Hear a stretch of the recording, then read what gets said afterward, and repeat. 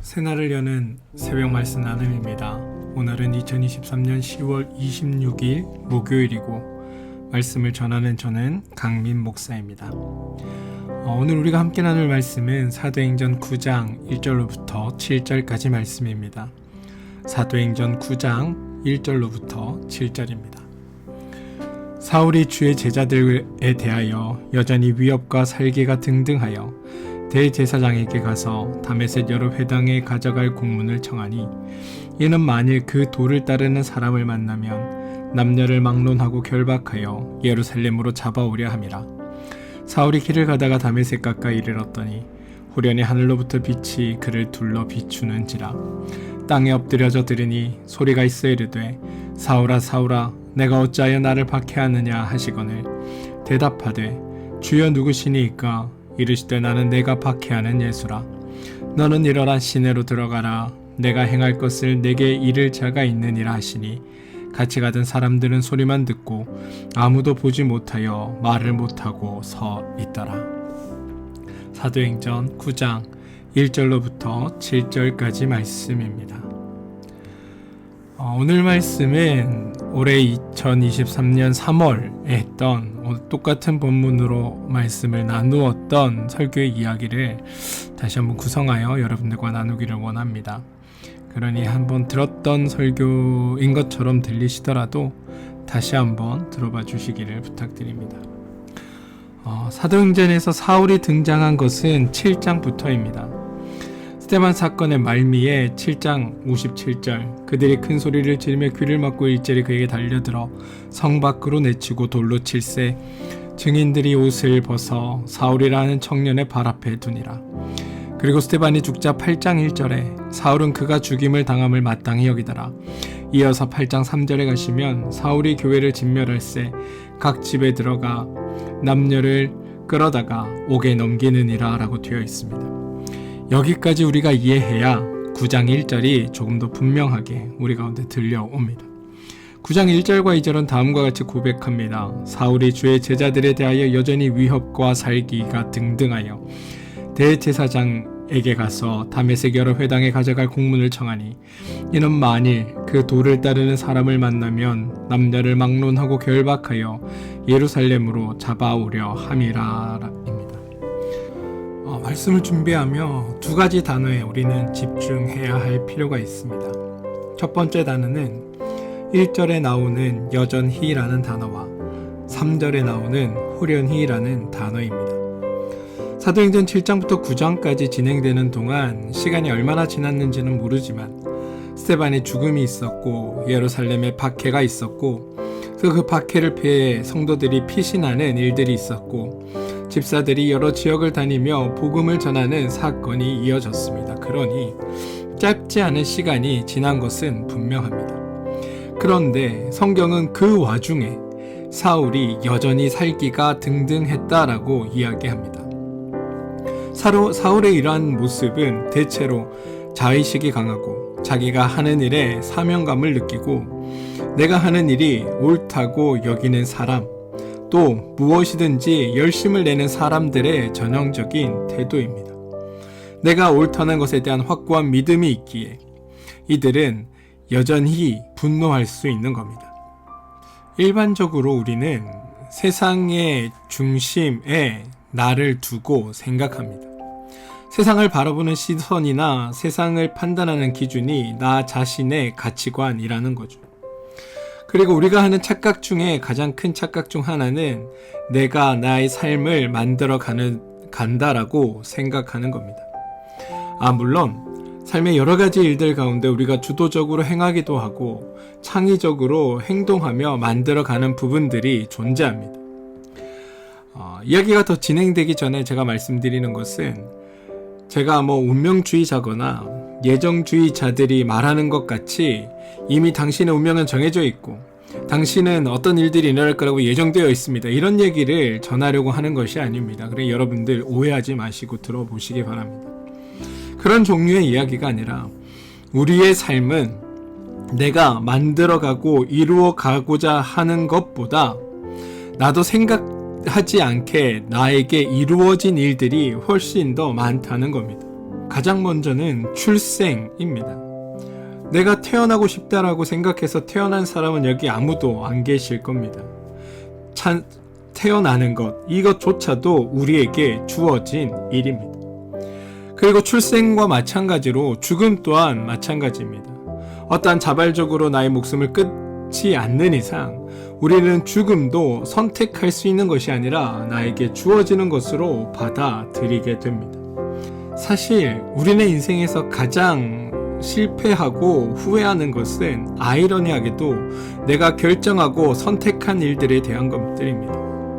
우리는 삶에서 표면적으로는 내가 결정하는 것 같지만 엄밀하게 말하면 그렇지 않은 경우가 더 많습니다. 다만 인식을 하지 못하는 겁니다.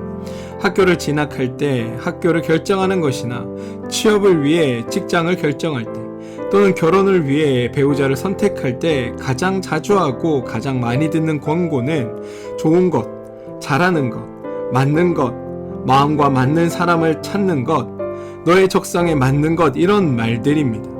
이 모든 것들은 무엇이냐 하면 이미 너에게 주어져 있는 것들을 최대한 잘 활용하라 라는 권고라는 겁니다. 잘하는 것, 좋아하는 것, 적성, 이런 것들은 출생할 때 이미 받은 성품이고 재능이고 달란트입니다. 성인이 되어서 가장 신중하게 결정했던 직업이나 결혼 같은 것에 실패한 사람들의 이야기를 들어보면 가장 많이 고백하는 것이 내 적성과 맞지 않다라는 겁니다. 결혼의 경우는 배우자와 성격 차이입니다.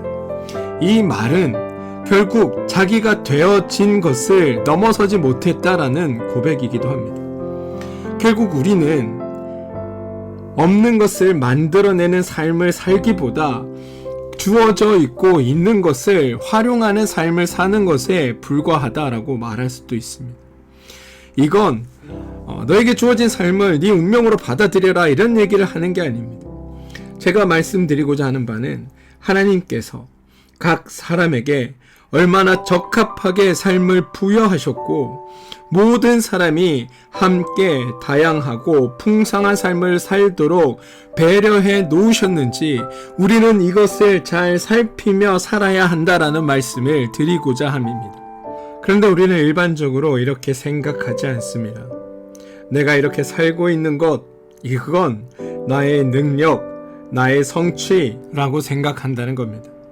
심지어 내가 태어나면서부터 가지게 되는 어떤 위치나 신분, 이것조차도 나의 능력이고 나의 성취라고 생각한다는 겁니다.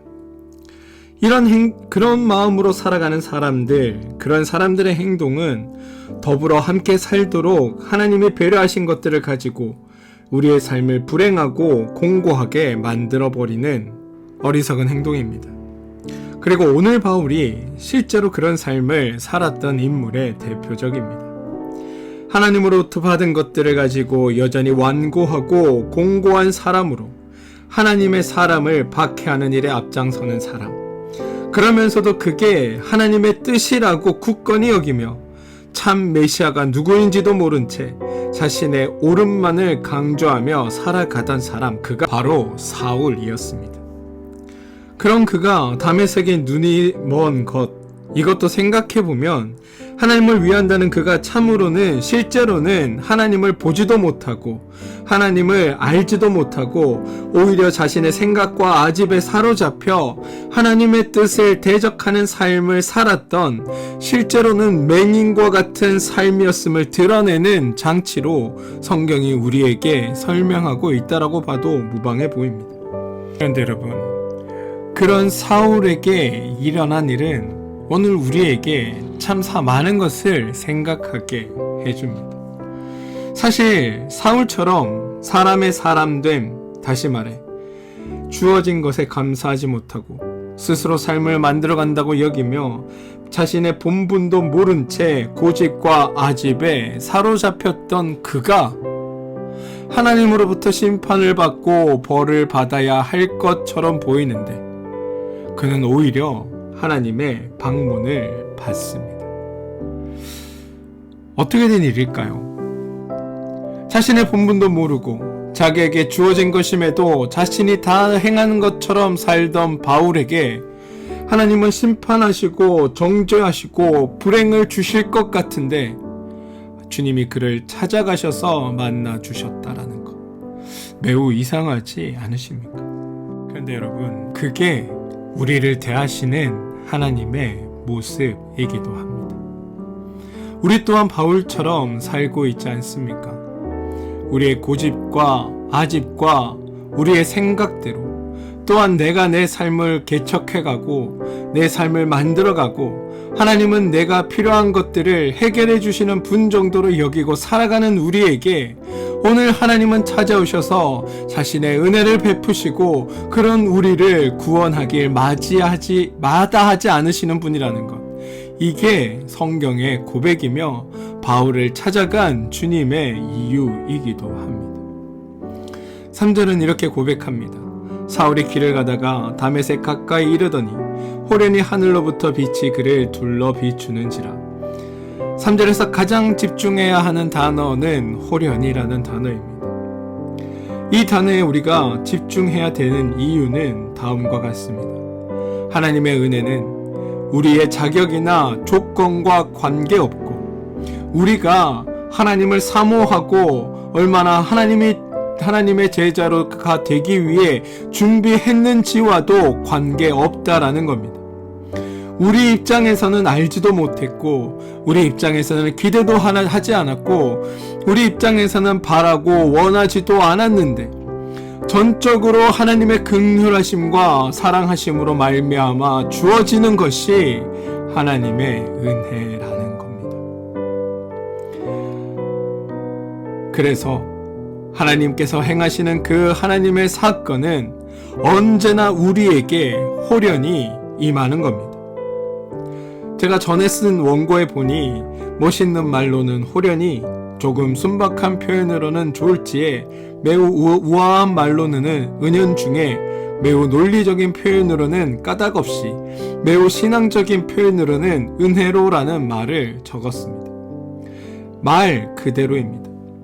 하나님이 찾아오심, 하나님의 은혜 주심이 얼마나 호련히인가, 이거를 증명하는 것이 5절입니다. 대답하되 주여 누구시니까? 이르시되 나는 내가 박해하는 예수라. 다시 말해 예수님은 예수님이 누구인지도 모르는 사람, 예수가 누구인지도 알아보지도 못하고 단지 자기의 생각과 달랐다는 이유로 박해하고 잡아 죽이려 했던 그 사람에게도 찾아가셨다라는 겁니다. 아예 주님을 알지 못하니 믿는 것도 아니고 자기 생각과 틀렸으니 그를 신으로 인정한 것도 아니고 자기 생각과 다른 이들을 잡아 죽였으니 이단 중에 괴수라고 생각했던 게 예수일 텐데, 그런 예수님이 바울을 찾아가셔서 그에게 은혜를 베풀어 주신 겁니다. 그리고 이게 하나님께서 우리를 만나 주시는 방법이기도 하고 우리에게 은혜를 베푸시는 방법이기도 합니다. 사랑하는 성도 여러분, 성경에 먼저 우리를 찾아오시는 주님은 성경 안에서 계속 반복되어 드러나는 패턴입니다. 죄인들 중에 먼저 하나님을 찾아온 사람은 사실 성경에 찾아볼 수 없습니다. 하나님의 낯을 피해 숨었던 아담을 하나님이 먼저 찾으셨습니다. 하나님이 먼저 아브라함을 찾아가셨습니다. 하나님이 먼저 떨기나무 아래로 모세를 부르셨습니다. 하나님이 먼저 사무엘을 부르셨고 하나님이 먼저 다윗을 찾으셨으며 하나님이 먼저 예언자들을 찾아오셨고 예수님이 먼저 베드로를 찾고 제자들을 부르셨습니다. 그리고 오늘 그 주님이 사울을 찾아가시고 저와 여러분들을 찾아오셨습니다. 그래서 성도 중엔 은혜 받지 않는 사람이란 존재하지 않는 겁니다. 그리고 나의 나된 것은 하나님으로부터 말미암은 것이기에 우리는 하나님 아래서 자랑이나 교만할 수 없는 존재가 되는 겁니다. 하나님이 호련히 찾아오시는 것, 이게 너무나 천만다행입니다. 우리 입장에서는 호련히가 싫을 수도 있습니다. 왜냐하면 예상하지 못하기 때문입니다. 내가 뜻하거나 원하지 않은 결과일 수 있기 때문에 그렇습니다. 내가 기대하는 방식이 아니기 때문에 그렇습니다. 내가 원하던 내용이 아니기 때문에 당황스럽기 때문에 그렇습니다. 하지만 호련히 오시는 게 정말 은혜입니다. 왜냐하면 호련히는 언제나 우리가 예상한 것보다 못한 경우가 없기 때문입니다. 종종 사람들은 왜 하나님은 나의 기도에 응답하지 않으십니까? 하나님, 내가 원할 때 왜 이런 것들 이루어 주시지 않으십니까? 하나님, 나에게 왜 이런 일들은 일어나지 않습니까? 라고 따지듯 말하기도 합니다. 그런데 실상 하나님께 받은 은혜를 생각해 보면 내가 원한 것보다 부족한 경우는 거의 없습니다.